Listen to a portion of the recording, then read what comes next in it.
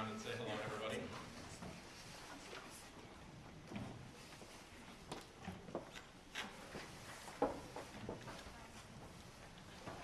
I'm Brianna Newman, and I'm 17, and I go to Parker High School. All right, my name's Brianna Newman.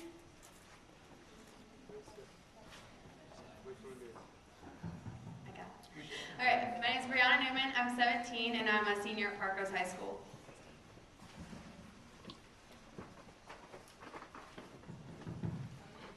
My name is Danielle Pearson. I am 16 and I am a junior at Cleveland High School. Hello, my name is Sumitra and I go to Davis High School. I'm junior and I'm 17, and I'm just gonna tell I'm from newly Bhutanese community, and my community is the latest community in Oregon and around the US too. And I'm really glad to be here and be part of City of Portland. Thank you. Welcome everyone, my name is Isaura Asensio and I graduated from Reynolds High School. I was a teen parent all throughout high school and now I'm a senior at Portland State University. Hello, my name is Felicia Davis. I'm a graduate from Jefferson High School. I attend Portland State University, majoring in psychology and minoring in forensic toxicology. Hello, you guys. My name is Luke, and I'm 17, and I go to Marshall High School, and I'm a junior, and I'm here with OP, Oregon Partnership. Hi, my name is Sophia Kaskis. I'm 16. I'm a sophomore at Cleveland High School, and I'm a co-chair of the Youth Voice Committee on the Multnomah Youth Commission. Hi, I'm Eduardo. I'm 16. I am a junior at Gresham High School, and I'm also the co-chair of the Youth Voice Committee on the Multnomah Youth Commission.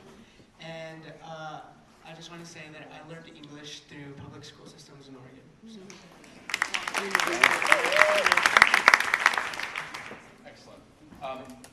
I'd like, if you graduated from or are currently attending a school in the Portland Public School District, could you please stand up? Okay, sit down. And if you are currently attending or graduated from a district outside of Portland Public Schools, please stand up. So this circle of young people was created very intentionally.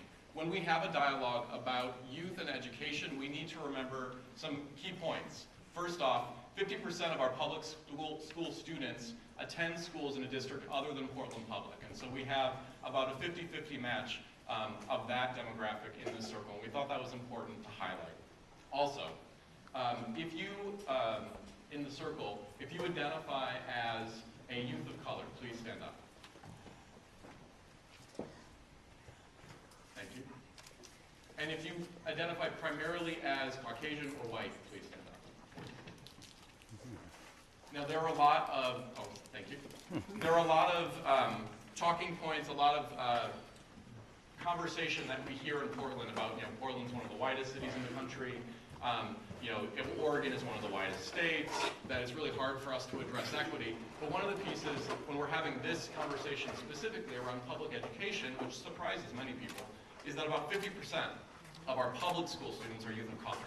And so if we're having conversations and dialogue with young people that don't represent the youth that we see in our schools, it's going to be really difficult for us to have solutions and ideas that are going to address the heart of the issue. It would be the same thing if in Multnomah County we decided we were going to have a dialogue with businesses and we didn't invite any small businesses. Well, the majority of our businesses are small businesses, so we need to target our conversations to the appropriate audiences, and that's what we've tried to do as much as we could for today. So, we're going to move into the fishbowl. This is for you all just to remember. We want to make sure that you ask questions of each other, so build off of what each other have said. Focus your energy and respond inside the circle, not to me as a facilitator or to anyone else. This is your conversation. Be honest and direct with each other, and dig deeper if you don't understand. So if somebody says something that you don't quite get, a lot of times where we reach new understanding, where we get to a new place, is by struggling with somebody else's concepts that are different than our own. So if something strikes you as you don't get, doesn't gel with what you believe or you understand, ask a question, follow up, dig deeper, get us to that next level. So you all can decide who responds first, but there's 2 questions that this fishbowl is going to be based on. What either helped you or prevented you from being supported in and out of school and succeeding academically? They're connected to our goals within Cradle to Career. And then what needs to exist in schools and neighborhoods to allow students to succeed? I can go ahead and start. Again, my name is Felicia Davis. I attended Jeff, and one thing that has helped me to succeed in and outside of school would be the building that you are sitting in right now, which is Self-Enhancement Inc. And also Minds Matter Portland, which I engaged in every Saturday from 10 till 2:30, working on SAT and ACT scores to help me to prepare for college. And like many of us, we all have to engage in the SAT scores and ATC scores to qualify sometimes to go into certain schools that we apply for.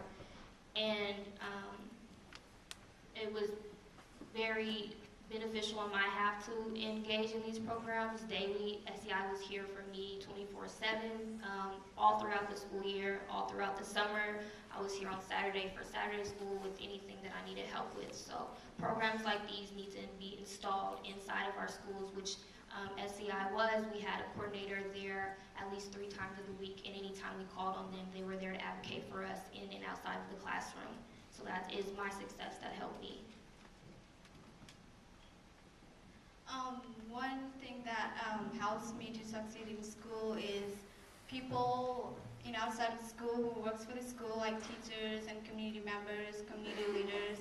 And I know some organization that helps, as me, students, like a ESL student, and I just wanted to name them, organization, like IRCO, Opano, they works for the people of color and helps them to succeed in school or outside of the school. It doesn't matter, adults and young people. And I think that it is important to support them and help, that you guys are doing today, to all just come together and share your ideas. What makes a difference? People get together and share their idea makes a difference, I think. And parents are really great people to help kids to succeed in school, and teachers and other people who cares about our education today and tomorrow. I think that makes a difference. Right. One thing that helps me a lot in school has always been sports. I'm captain of my water polo team and swimming team at Park Rose, and my coach and my teammates have always helped me stay on track and keep my grades up and just help me through anything. Sports have always been my #1 priority aside from academics.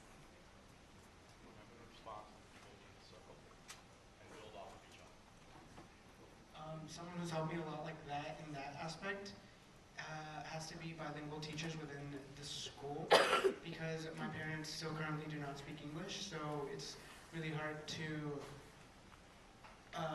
talk to them about my grades and what it means and stuff means. So it really helps me when there's bilingual teachers, so I don't have to feel pressure to explain everything to my parents, because I think that that's something really important for my parents to be very well aware of everything that's going on within grades and within my academic future.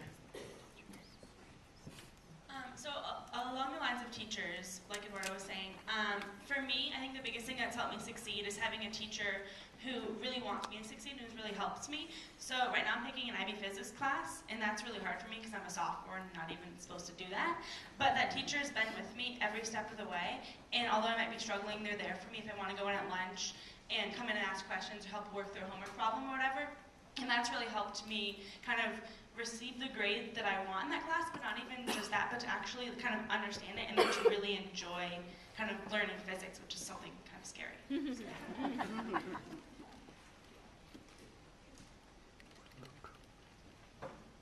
I just want to ask how many of us are currently engaging in advanced placement class in their that Jefferson High School has lacked in. And for me, I feel that an AP course was not as beneficial because I still made the same success as all of you guys who are taking those courses without that. And that was throughout all of my 4 years as being a student at Jefferson High School.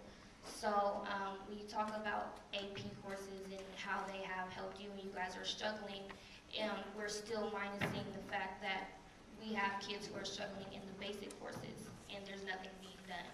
So I respect that you guys have that, and I, support you guys taking it, but then again, you guys are struggling and we're still struggling based off of our basic courses.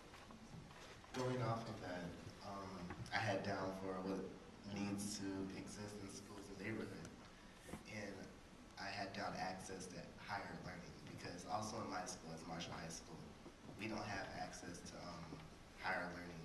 And like, for example, I really want to take classes that are at higher AP and IB level, but I don't have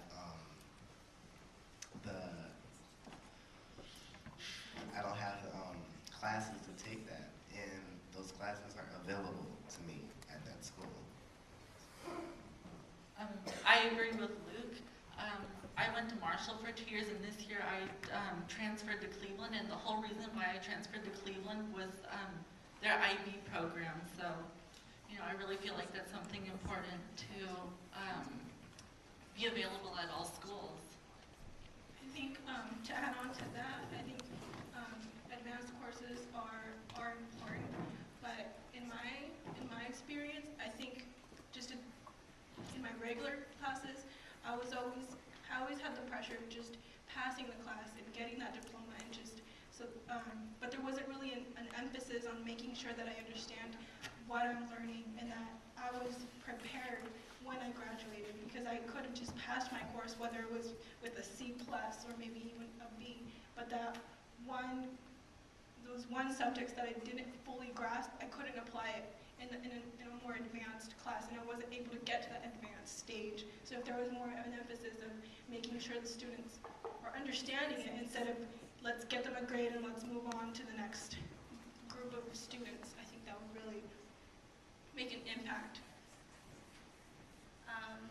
And as Brianna stated that sports helped you to achieve in school, we all know Jefferson High School to be a sports school, and academically we are failing, and I feel that some who succeed off of sports are getting the grade because of their position in that sport and not because of the work that they're doing. So if it was based off of schools being open for their sports, we would be one of them.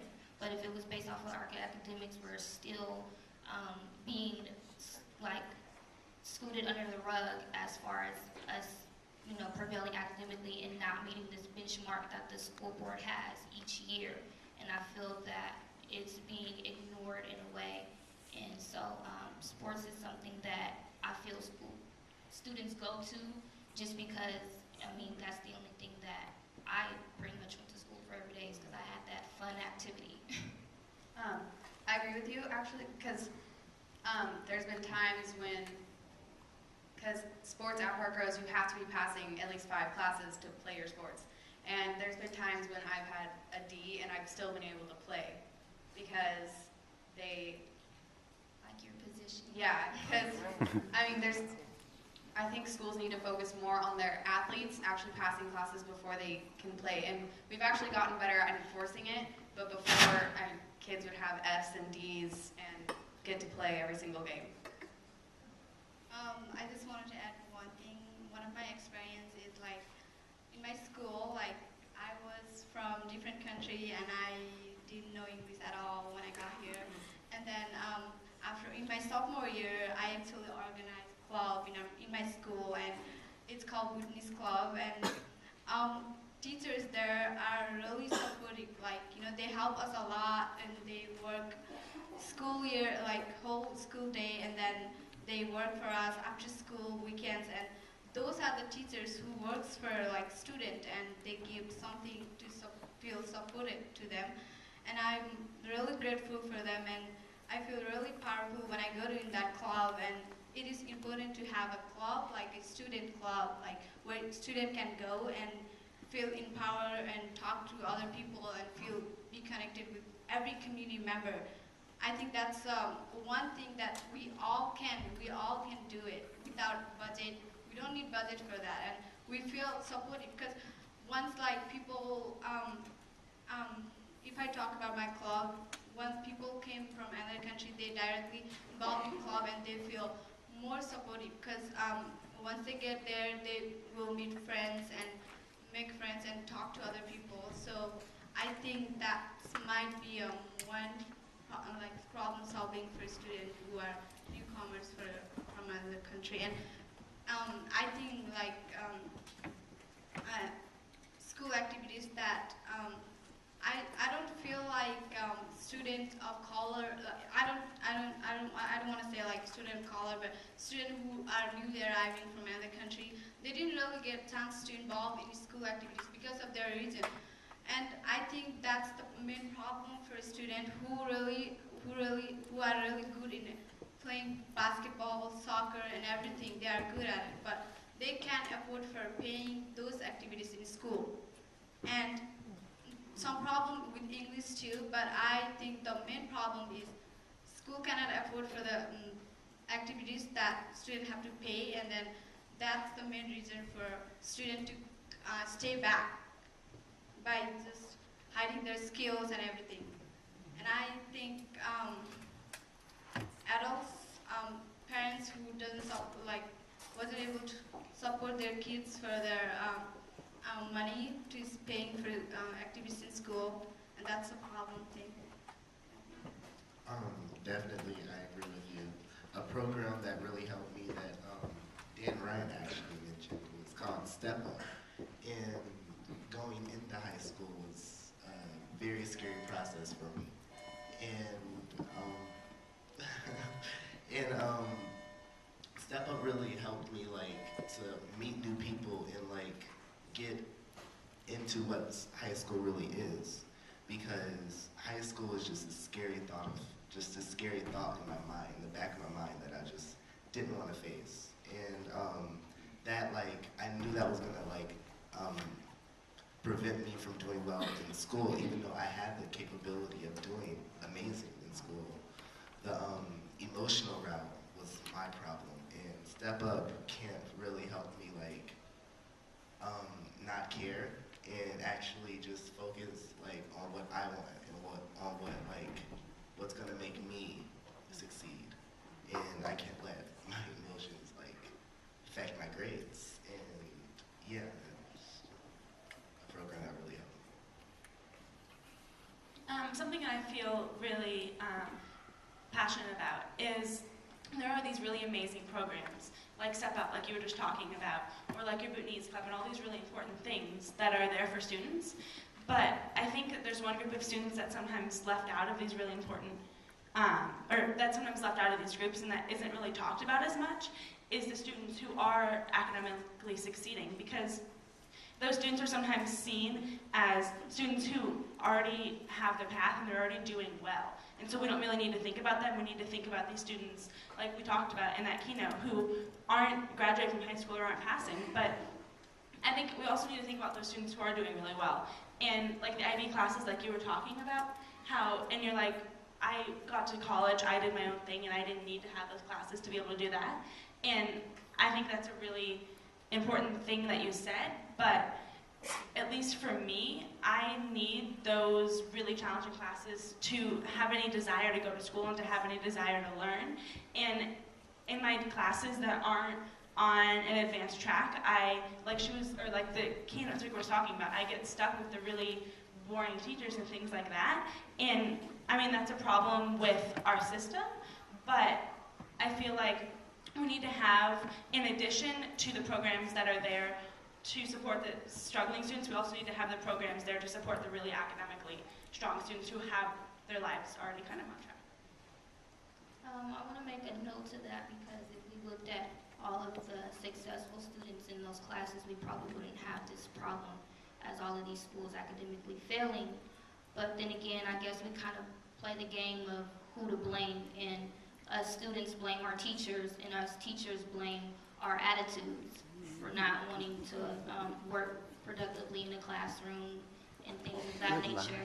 So I guess it would come all to say that each school, I mean, you can see, is functionally differently. Teachers are teaching different courses, and I mean, who all of us has had a teacher you wish they got fired?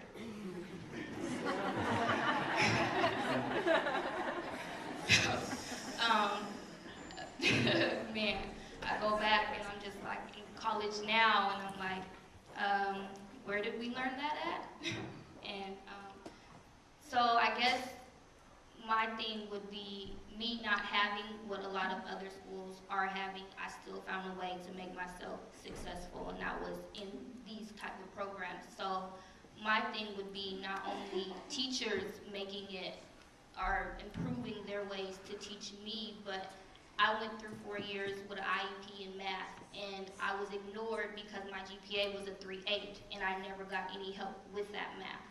And I guess they looked at me and said, you're a successful student in all of your categories, so let's skip over what you're struggling with. And that is now having me struggle and work on things I should have learned while I'm doing it in college now. So we need to quit ignoring that just because, like I said, in your position as a sport or in your position as your GPA, you can't ignore what that student is struggling with, and I never got help for that. So I guess one of the problems comes down to how we're defining a successful student. If we're just defining it by the GPA that they're presenting or the number of classes they have already passed, then there's a problem there, because every student, no matter what stage they are at, need the same opportunities. Everyone needs to be challenged, because if you just give them easy courses, it doesn't motivate them to find something new. If they are being challenged, that doesn't mean they need more internship opportunities, or they need career counseling to know where to apply all these great skills that they've already developed in school. I think that realistically right now, we can't say that one particular school has everything in place already, but we do need to have that collaboration, because what made me successful, or what helped me throughout my pathway, is a few counselors, or maybe even the security staff, or maybe just someone who I was really able to talk to and connect to, gave me a list of resources, or people outside of school, like community organizations, that would help me and support me when my school, Reynolds High School, was the largest, and there were so many people so many students at the school that they could not all get the same help at the same time. So that's something to also look into. If your staff and your services at the school cannot adequately support every single student, then I think teachers need to become very well aware of the resources that are available outside of the school, so that they can refer them to those if they can't directly help them. I want to go off of something that Felicia said about how different schools work differently. I've had like an experience in my chemistry class where my teacher, she said that she used to work at Lake Oswego or Wilsonville or something, and she was explaining something to us, and she was like, well, if we were at Lake Oswego, I would be able to teach this so much quicker because they're smarter, basically. She said it very subtly, but she basically said that kids at Lake Oswego or Wilsonville that are obviously a little bit more wealthy than Parkrose are producing smarter kids. And I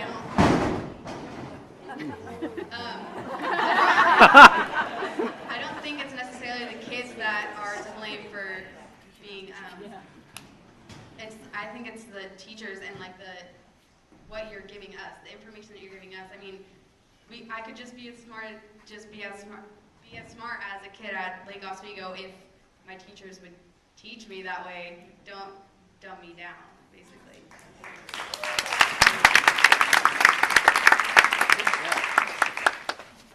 And like you just said, we try to ignore that a lot of teachers do dumb down the work, as we say as high schoolers or as college students, that teachers in schools dumb down us, the students.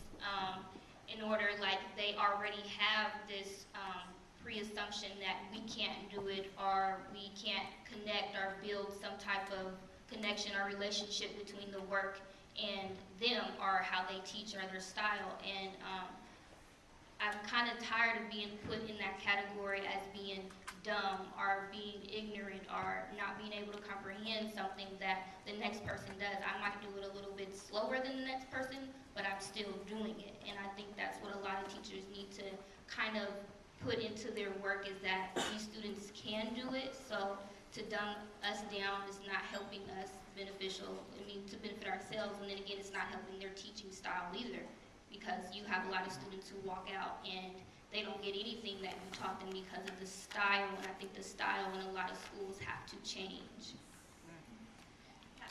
Yeah. And going along with that style thing and with that stereotype, these stereotypes and these being dumbed down are being caused by differences in the opportunities that we are giving different students. A student from Cleveland, like a school that I go to, and a student from David Douglas, for example, or from Reynolds, they're being given different opportunities, and that's why there are these stereotypes, and that's not okay. These students have the exact same potential, and they are just as smart as the other students, but because of these opportunities, they don't have the same opportunities to go to college, to go to really amazing colleges, and that's not fair. I agree with Sophia. When I transferred from Marshall to Cleveland, I felt really behind in the level of work that they were doing. I mean, I did so little work. At Marshall, I had probably about an hour and a half of homework a night. At Cleveland, I have about 4 hours. So I feel like that's right. And a lot of those negative stigmas about schools come from those disparities, I think. Is this what you were trying to say? I just wanted to add one thing that beginning of you said that, what do you call a smart student? Like, according to your GPA or your grade in every single class. I wanted to add that as a ESL student, you have to take ESL class and you have to take regular class too. But when you are ready to graduate from high school, you only have like a sophomore year of English, and you can graduate from high school. And they have good GPA because in ESL class they did good, and then regular English in sophomore year. In their senior year, they have English classes as sophomore year in high school. And they graduate on time too, but when they get in college, how are they gonna learn? They don't have opportunity in high school, throughout the high school, so they have less opportunity to learn English, I think, because they have like a ESL and then English level really low comparing to other regular student. And I feel like, you can graduate as other regular student, but you have less English level, so when you get in college, it's gonna be really difficult. So I feel like there will be more opportunity for ESL student, as well as regular student.